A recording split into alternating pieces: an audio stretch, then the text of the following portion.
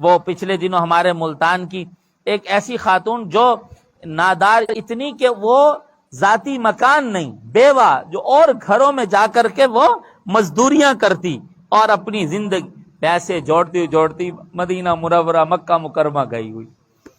تو سچ یہ ہے کہ یہ عبادت ایسی ہے جو عبادت مال سے زیادہ ایمانی جذبات سے نصیب ہوتی ہے۔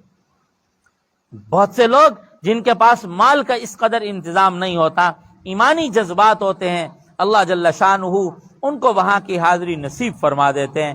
اور اس کے لیے دو آسان عمل ہیں جن سے انسان حج بیت اللہ آسانی سے کر سکتا ہے اور غیبی انتظام ہو جاتا ہے۔ آپ کرو تو بتاؤں آپ کو بھی، کون کون جانا چاہتے ہیں مکہ مکرمہ؟ روزہ دیکھنا چاہتے ہیں، بیت اللہ دیکھنا، سبحان اللہ، آسان عمل ہے۔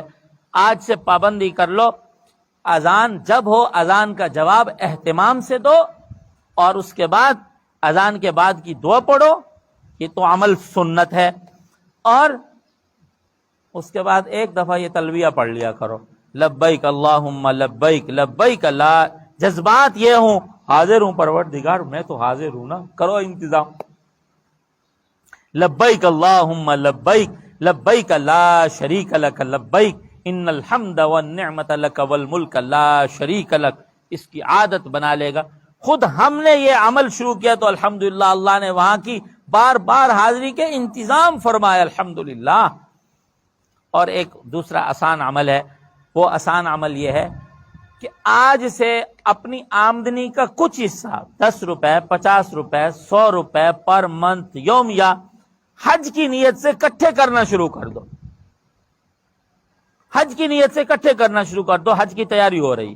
بھلے آپ کو یقین ہو کہ میرے 100 روپے سے، میرے 50 روپے سے 10 سال بھی کرتا رہوں تو بظاہر مشکل ہے حج پہ جانا، لیکن تجربہ یہ ہے کہ جن لوگوں نے حج کی تیاری کے لیے اپنی سی صلاحیت اور استطاعت کے مطابق 2-4 روپے جمع کرنا شروع کیے، ایک وقت آیا کہ حج کے وہاں کی حاضری کے اسباب پیدا ہو گئے۔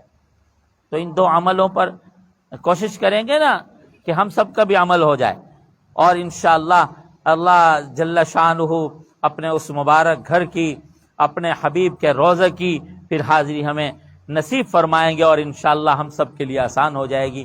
اللہ تعالی ہم سب کو عمل کرنے کی توفیق عطا فرمائیں۔